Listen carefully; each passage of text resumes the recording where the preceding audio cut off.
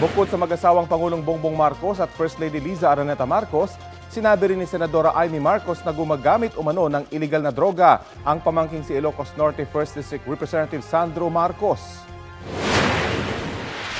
Hindi na tayo mananahimik dahil nalaman kong pati ang mga anak niya ay nagdodroga na.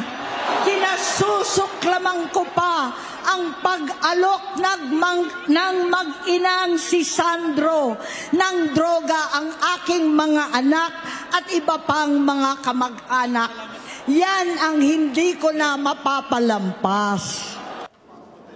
Kinontraya ni Congressman Marcos, anya, hindi totoo, walang basihan at walang maitutulong sa bayan ang mga sinabi ng kanyang tiyahin.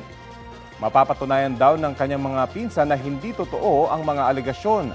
Masakit daw para sa kongresista na kailangang magsinungaling ng senadora para lang anya sa political ambitions.